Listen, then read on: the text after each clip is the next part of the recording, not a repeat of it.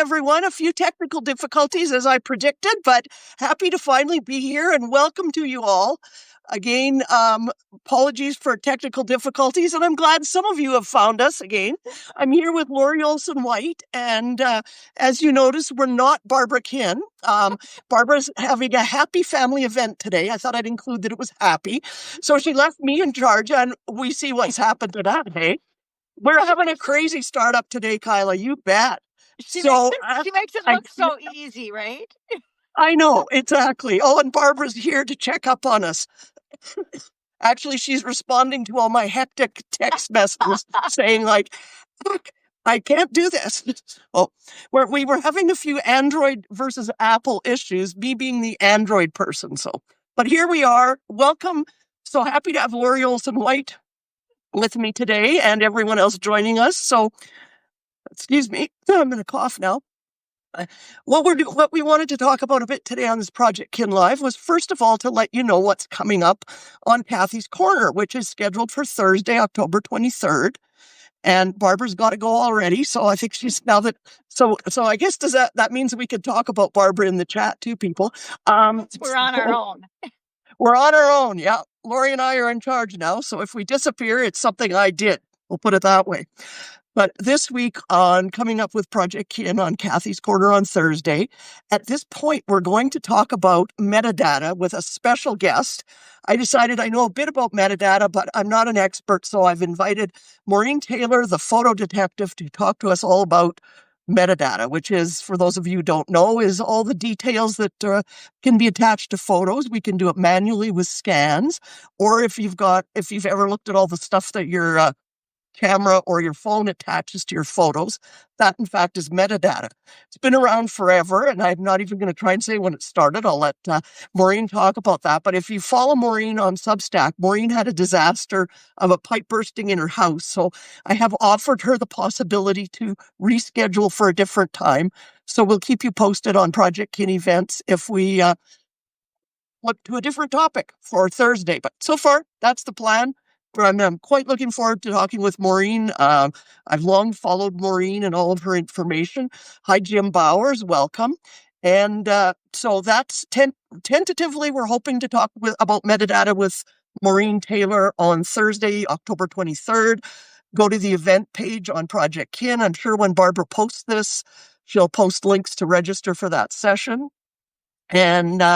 And then I wanted to let you know about what's happening. If any of you looked ahead, Kathy's Corner will be on American Thanksgiving this year. So we won't. There's only a couple days that Barbara cancels events, and we decided Thanksgiving, not a good day. So we're going to not have it on November.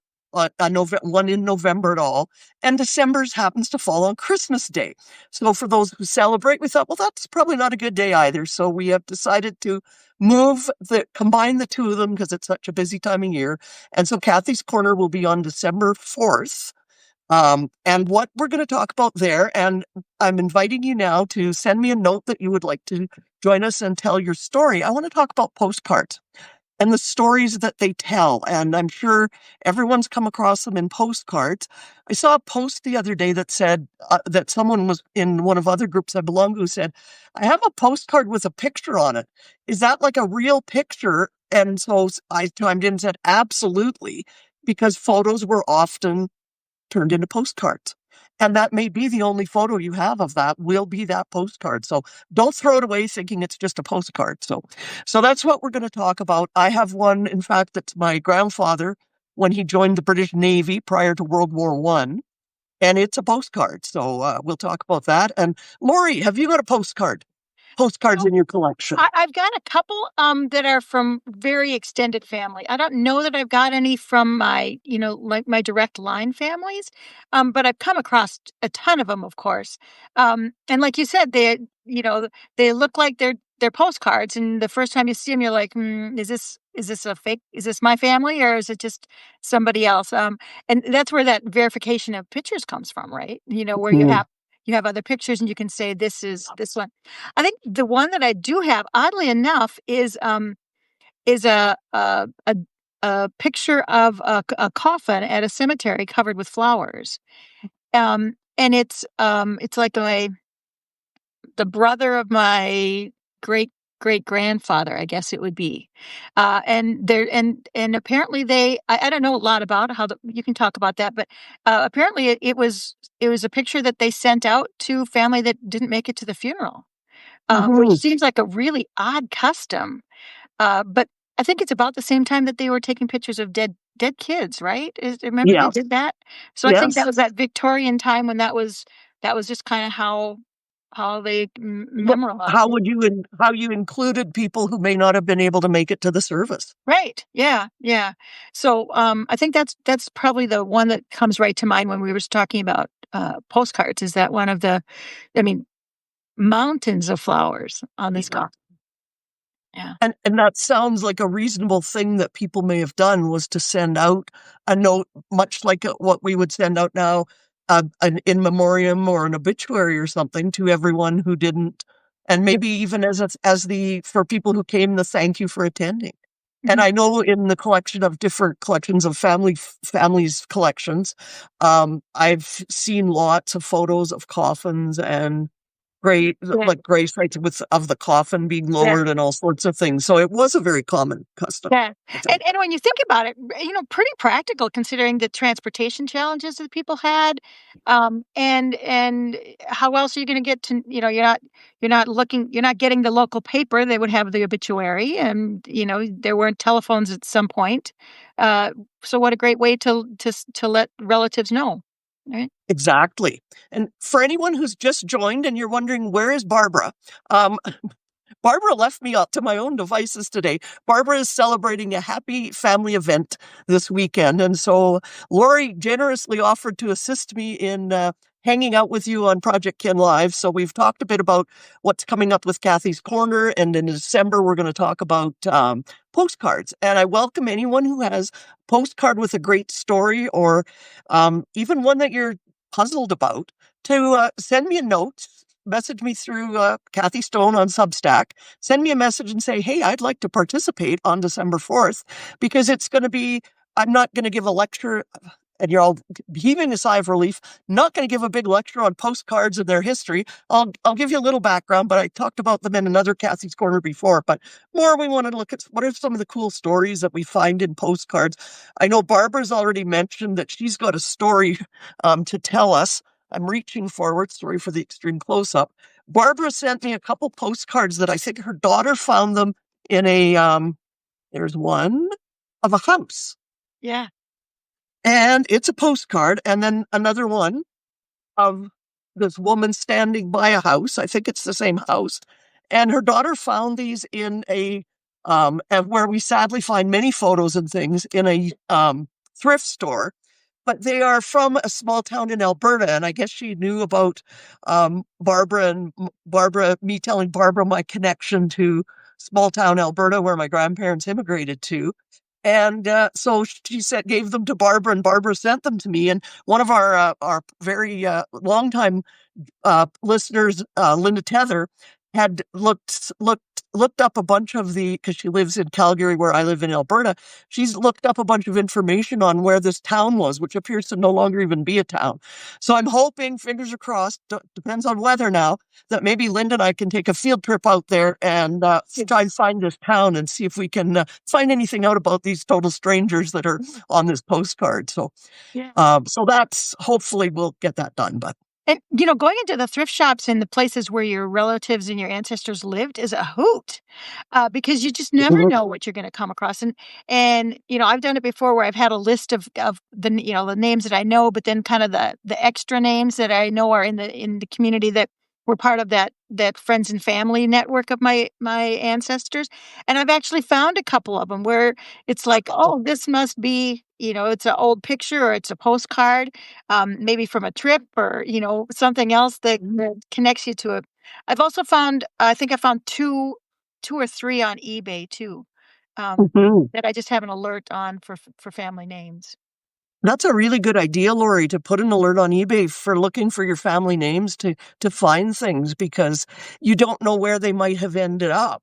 Right, yeah. Because my grandparents, as I said, immigrated from England, and so in 1929, and they lived on a farm, and then they moved to the town. of Vermilion, and then in their older year they moved to Edmonton. So they lived a bunch of places, and you'd probably be more likely to find stuff in the thrift store in Edmonton where all their daughters and son lived, getting rid of stuff, Yeah. than in the town they lived in. Yeah. So Right, and you it's never know if, if when like now when you go to an auction and you get a box and there's stuff in the bottom of it and it's like, and you send it on, a lot of times they have a life of their own. They end up places you yes. never imagined. They really don't have any connection, anymore to the Hmm. families. It's And it is amazing. Like we'll talk about thrift stores. Well, we're on the topic. I found again I have a love of old photos that I've now been collecting. I wanted samples of cabinet cards and carte de visite, and I found a whole bunch of cabinet cards in a thrift store. From a family that obviously were from Germany originally, but obviously immigrated at some point to Canada because their cards ended up in a thrift store in southern Alberta, and it's always fascinated me to try and track down who these people are and see they're if people are looking for them. Yeah. I've 'Cause I'd actually be thrilled if somebody said, "Oh, are you related to this person? Because I found this postcard." And I go, "Yes." That's actually happened to me. Several years ago, I got, just a package in the mail, and it was, from a lady, and she said that she'd gone on one of my trees and she'd found this picture, and it was this cute, just adorable little girl, and went on Ancestry and found her in my tree and sent it to me. And then I forwarded it on to, the closer family members, but it was just the most thoughtful thing. And I've Yeah. always said I should do that, and I haven't gotten around to that, but, maybe It's on someday. our Yeah, list of projects that we're doing. So do what are you working on right now, Lori? right Or now, what many things? I've got a couple of 'em. I'm working on a super big project that I've been working on for about 3 months, um, I'm just still just in the research part of it, but it's one of those stories that is so cool that I wanna keep pushing on it, um, and I'm not gonna tell you what it is, but Okay, cool. but it's a story about a woman's story, and I'm really excited to bring it out. I'm not sure how long it's gonna take me. I'm thinking it might be a year or so before I get that one out the door. So I'm working on that one kind of on the as a side gig. Um, I got all of my Halloween stuff out. I've got that already. That was a Oh, lot of fun. I went into spiritualism instead of going the ghost and ooh, goblins kind of thing. So that was a lot of fun. I learned a lot about, you know, during the Civil War, there was a I'm gonna back up. Years ago, I watched a, a documentary on how the Civil War changed death in America. ooh, It's a really, really good, hard to watch, but it's really good, and it stuck with me, and so I thought I would talk about the Civil War and how it changed, yeah. how America changed a little bit, and so I went after the spiritualists because, there was such a thing as a good death before the Civil War, a Victorian good death, right? You were surrounded by your loved ones, and they all, wished you well, and it was all this, a real happy thing. Not happy, but okay. And when all the people were dying in the Civil War, there was a belief that those dead weren't getting to heaven because they hadn't had a good death. And so there was a shift in American Yeah. culture on what a good death meant. And that's when the spiritualists kind of stepped in and helped kind of carry the load for that that emotional burden of what happened to the men and women that were on the battlefield. And so I kind of went into that for Halloween. So that was a Oh, lot of fun. And then sounds fascinating. yeah, yeah, it's a great topic, and I think it's one I'm gonna chase up a little bit deeper too. I found some really interesting characters that I didn't have the time. October's only so long, right? Um, and then I just got done with all the Christmas stuff, so I'm gonna have some fun Christmas stuff. Oh, Last year good. Christmas, I told a story for the whole month. This time I'm telling just a bunch of different short stories, but um, there's some cool ones. I'm super excited about that. So Yeah. I'm working on a bunch of new things for the new year. And those of you who don't follow Lori now, you should follow Lori. I'm counting on Barbara. I'll put all the links in this when she posts the video. Might not be till tomorrow because I'm going to do that. I don't think I have any idea how to do that. So, but do check out Lori's Substack because there's some fascinating. Lori knows I've absolutely loved her series on Rose Hayward and the Colorado ship. That was just fascinating. You know, I thanks for bringing that up, actually. So, if you haven't read that story, plug your ears for just a second. But at the end of the fourth part, I kind of get off the rails and I talk about one of the immigrant families that was in steerage and what happened to them. And the what happened was two of the kids, they fell through the cracks. Nobody knows. And I spent about 5 months trying to put this story together and spent a good portion of that time trying to find these kids, and I've not been able to. But there's a whole bunch of different research avenues that I didn't have the time to go through. And I'm thinking about doing a collaborative research project with other researchers that maybe live in areas or have an interest or a specialty in a certain kind of documentation, like going into orphan records and adoption records in New York and probably Chicago and things like that. So if anybody's interested in doing that kind of a bigger collaborative project, I'm thinking about, because I don't want to leave those kids not knowing where they are. Yeah. So if anybody would be interested or has an interest in one of those topics, let me know because I'm gonna keep pushing on it, but I don't know that I can do it all by myself. Yes. So Jennifer just commented, "What a wonderful idea."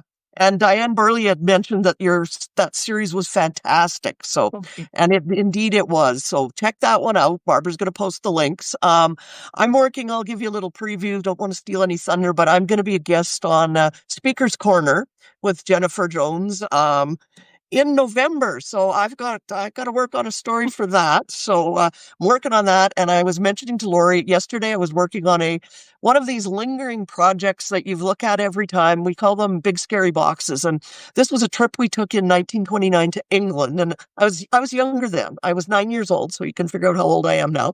And we went with my mom. So my mom, my aunt, 69. And uncle, my dad. You said 19, you weren't around in 1929. 69, yes. We took my grandmother back. So we went on a trip to England, took my grandmother who immigrated to Canada in 1929, took her back home for the first time in 40 years and traveled all over England. And so the scrapbooks in there's one that I made when I was 9 or 10, which apparently I got bored of after about 10 pages. It stopped doing and everything is just laying on the pages. And my mother's was quite elaborate, but she used Scotch tape to put the pictures in it.